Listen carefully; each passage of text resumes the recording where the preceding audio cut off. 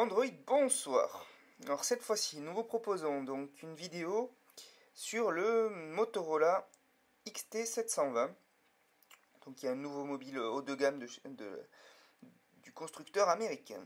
Donc, alors vu que je fais à la fois, c'est moi qui cadre et que c'est moi qui vous montre le téléphone, donc j'ai déjà enlevé le cache. Cache que je peux vous montrer, cache en métal, qui se place donc à l'arrière du téléphone et qui va protéger la batterie. Donc, justement, il enlève la vue à la batterie, donc qui est positionnée à l'arrière, la carte SIM, la carte SD, donc rien de particulier sur cet aspect. Sur la partie arrière du téléphone, vous pouvez noter le capteur 8 mégapixels, dont on parle dans le test, et le flash au xénon, qui va apporter vraiment une qualité de photo diffuse et homogène, donc c'est vraiment très intéressant pour les photos en intérieur. Sur le côté, on retrouve les fameux boutons inspirés, on va dire, d'un appareil photo. Donc ici, les boutons de volume, mais c'est surtout ceux-là qui sont intéressants, avec de ce côté le bouton de prise de vue et à gauche le petit bouton de changement de mode. Donc vous voyez, il y a 3 modes sur lesquels je reviendrai plus tard. Donc à l'avant, une dalle tout à fait tactile, tout ce qu'il y a de plus basique. Vous remarquerez qu'elle marque énormément. Là, je l'avais nettoyée juste avant de commencer la vidéo. Donc bon, ceux qui ont des problèmes avec les traces de doigts sur les écrans, c'est que ça peut être gênant. Sur le dessus, le bouton pour démarrer et éteindre le téléphone, le port jack et le port HDMI, qui est la spécificité de ce téléphone, puisqu'il permet de sortir l'image de l'écran sur une sortie 720p HDMI. Donc, alors j'ai pas ici de quoi montrer la sortie exactement, ce que ça donne sur l'écran, mais j'en parle dans le test, donc n'hésitez pas à comprendre comment ça fonctionne. Surtout que je trouve que c'est un peu bridé. Et donc, sur le côté, le port USB standard. Donc c'est du micro USB. Alors, quand on allume le téléphone, ce que j'avais déjà fait, donc on retrouve notre interface Android 2.1. Donc sur un écran qui n'est pas en 800 par 480, mais bien en 856 ou 54, je ne sais plus exactement de tête, ça va être 56 par 400, qui fait que donc par rapport à un bureau normal, ça rajoute la taille sous les petits points qui notent les numéros d'écran.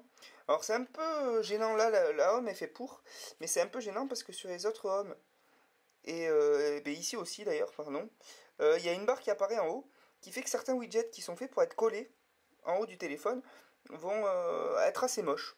C'est assez dommage de ne pas vouloir garder le standard qui se fait avec Nexus One, Samsung Galaxy, HTC Desir, et de vouloir Motorola continue à faire sa propre résolution. Bon, je ne comprends pas trop. Donc pour la home, on notera que ce n'est pas du motoblur comme certains l'ont cru. Il y a effectivement une toute petite ROM modifiée, mais qui rajoute juste le bouton pour accéder au dialer et le bouton pour accéder au SMS. Voilà. Et donc rien de particulier sur cette home. Après, c'est la home standard, comme on peut la trouver dans Android 2.1.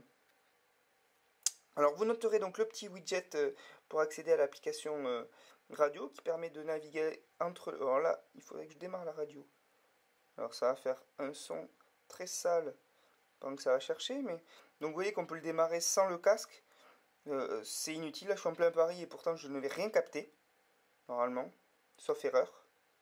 Sinon c'est réglé sur RMC Info, donc je vais avoir le match. Non, donc vous voyez, on n'entend rien. Et par contre, donc, hop, ici vous pouvez naviguer entre les stations préréglées et décider, pourquoi pas, d'éteindre la radio. Donc un petit widget somme toute fonctionnel, mais l'application par contre, si elle est très fonctionnelle, a quelques bugs qui font que par exemple, je ne suis pas arrivé à donner un nom aux radios, ce qui est gênant quand même pour les retrouver quand on ne connaît pas forcément la radio, la fréquence de la radio. Donc dans les applications, le standard Android 2.1, alors moi j'en ai installé quelques-unes, mais vous pouvez voir par défaut le portail de Motorola qui permet d'accéder à son téléphone sur l'ordinateur, de rajouter quelques fonctionnalités, l'application radio, et Motonav qui est juste là et qui permet d'accéder à un navigateur GPS type navigation sur avec les cartes téléchargées. Elles sont fournies déjà sur la carte SD. Donc par contre c'est 3 semaines je crois de version gratuite et après vous n'avez accès qu'à la consultation des cartes. Si vous voulez plus que la consultation des cartes, il faudra payer une licence. Alors le téléphone est assez fluide, c'est la même fréquence que le Milestone, mais l'architecture du processeur a été retravaillée, donc on gagne en puissance. Donc vous pourrez jouer, vous pourrez vous faire plaisir. Admettons, si je fais un test de l'IAR, vous allez voir que malgré un capteur 8 mégapixels qui peut entraîner des traitements, alors il y a une application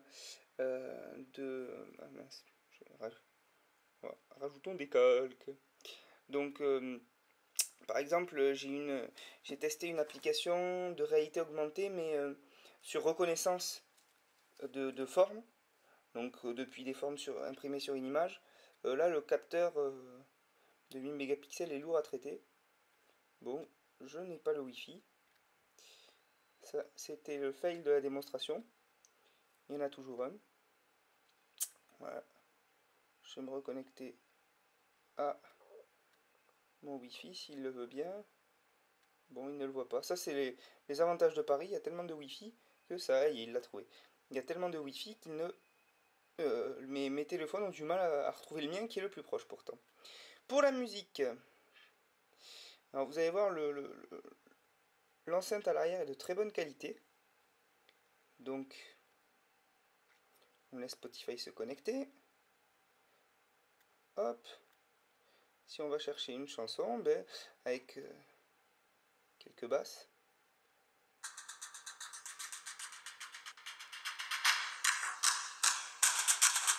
Alors je ne sais pas si la vidéo va bien retransmettre, mais déjà il y a un bon volume. Et pour une enceinte extérieure, il y a un peu de basse, il y a un peu de clair, il y a des bons médiums, donc c'est le même genre que sur le Milestone, qui est une enceinte extérieure de très bonne qualité par rapport à ce qui peut se faire. Donc ça c'est un très bon point pour la musique. Voilà, on va fermer Spotify. Alors, autre point, le lecteur de DivX, puisque il a été rajouté. Alors, le codec DivX a été rajouté pour l'application standard. Et donc, je vais accéder à ma vidéo, pas par Latitude, je me suis trompé, mais par Linda Manager, qui permet d'accéder à la vidéo pour la lancer. Donc un flash forward, série qui malheureusement s'arrête après une première saison. Et donc voilà, hop, si j'avance, il y a de très visibles sauts d'image. Je ne sais pas si ça va vraiment retransmettre sur la vidéo, mais il y a des sauts d'image qui sont assez désagréables, surtout que si je ressors et que je lance la même vidéo, mais par l'application Rock Player, donc qui est une application gratuite qu'on trouve sur le market, vous allez voir tout de suite, c'est ultra fluide. Ça met juste un peu de temps à se charger, mais c'est ultra fluide et surtout, hop, il y a les sous-titres. Il n'y a plus de saut d'image, il y a les sous-titres. Ce qui fait que le navigateur, le player vidéo, par défaut, qui est le seul qui peut être diffusé sur la sortie HDMI avec la ROM standard, fait perdre complètement l'intérêt de la vidéo. Du coup, le HDMI perd de l'intérêt avec. J'ai été déçu parce que quand on va dans les paramètres et qu'on va à HDMI, hop, il y a plein de formats, mais on ne peut pas choisir d'afficher la sortie en permanence. Et moi, j'aurais bien aimé retrouver ma home sur ma télé ou quelque chose comme ça, et là, je ne peux pas. Donc voilà, sinon à part ça, c'est un mobile donc fluide, le processeur est de bonne qualité, il a une bonne autonomie, pareil toujours, c'est cette architecture de processeur qui a été travaillée pour l'autonomie. Et donc, un téléphone haut de gamme, mais bon, avec la sortie à venir du Milestone 2, voilà, je sais pas trop. Ah oui, ici, autre chose qui me vient à l'esprit, que j'allais oublier, l'application de photos. Et là, il y a un vrai intérêt, c'est que, hop, donc le petit bouton, là, je suis sur la vue galerie, je passe sur la vue photo, et là, si je prends une photo, alors on va couper la lumière, si je prends une photo dans le noir,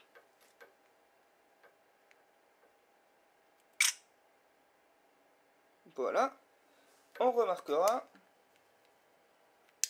je rallume, que,